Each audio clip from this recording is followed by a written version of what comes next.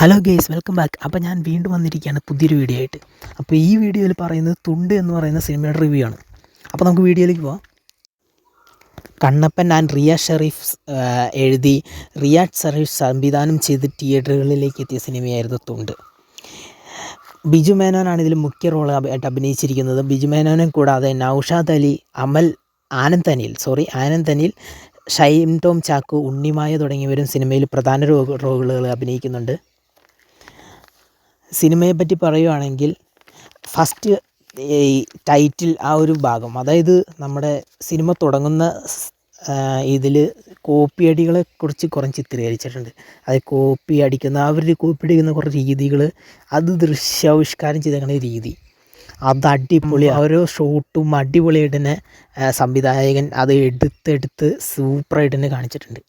അടിപൊളിയായിരുന്നു അത്, ആ ഒരു സീക്വൻസ്. പിന്നീട് പറയേണ്ടത് ബിജു മേനോൻ്റെ മകനായിട്ട് അഭിനയിച്ചൊരു പയ്യനുണ്ട്. ആ പയ്യൻ്റെ എൻട്രി, ആ പയ്യൻ കോപ്പി അടിക്കുന്ന രീതി, അതൊക്കെ കാണിച്ചിരിക്കുന്നത് എല്ലാം അടിപൊളിയായിട്ട് തന്നെ കാണിച്ചിട്ടുണ്ട് പടത്തിൽ.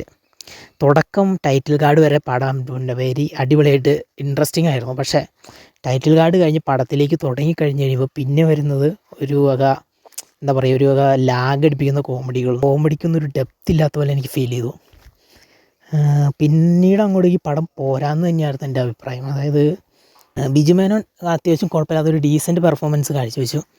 ബാക്കിയുള്ളവർ ചിലവരൊക്കെ അതിൽ ഓവർ ആക്ടിങ് പോലെയൊക്കെ എനിക്ക് തോന്നി. ഷൈൻ ടോം ചാക്കോയ്ക്കൊന്നും വലിയ ഡയലോഗ് ഇല്ലായിരുന്നു. എന്നാൽ പോലെ ഡയലോഗ് പറയുന്നത് ചിലതൊന്നും മനസ്സിലാവാത്ത രീതിക്ക് എന്താ പറയുക, ഒരു ബ്ല എന്നൊക്കെ പറയുന്ന ഒരു ഫീലായിരുന്നു. വൺ ടൈം വാച്ചബിൾ, അത്രയേ ഉള്ളൂ പടം. അല്ലാതെ വലിയ കാര്യമായിട്ട് ഇതൊന്നും ഇല്ല. ഇതിലൊരു കോപ്പിയടി വലിയ സംഭവമാണെന്നൊക്കെ ആക്കി തീർക്കാൻ വേണ്ടിയിട്ട് ഡയറക്ടർ കുറേ കാര്യങ്ങൾ ചെയ്തു വെച്ചിട്ടുണ്ട്. പക്ഷെ അതൊന്നും എനിക്ക് അത്ര കൺവിൻസ് ആയിട്ടില്ല. പടം ഒരു ബിലോ ആവറേജ് മൂവി ആയിട്ട് തന്നെ എനിക്ക് ഫീൽ ചെയ്തു. ഡയറക്ടർ കുഴപ്പമില്ലാതെ വർക്ക് ചെയ്തിട്ടില്ല എന്നല്ല, പക്ഷേ ക്യാരക്ടറൈസേഷനൊന്നും അത്ര പോരായിരുന്നു. പിന്നെ ആ കോമഡി, അതായത് ഇവർ വലിയ കോമഡിയാന്നൊക്കെ ഉള്ളത് കാണിക്കുന്ന കോമഡിയൊക്കെ നമ്മൾ കണ്ടു മറന്നൊരു രീതിക്കുള്ള കോമഡിയൊക്കെ തന്നെയാണ്. ധർമ്മജൻ്റെ സ്ക്രീൻ പ്രസൻസ് ഒന്നും എനിക്ക് അത്ര സെറ്റപ്പായിട്ട് തോന്നിയില്ല.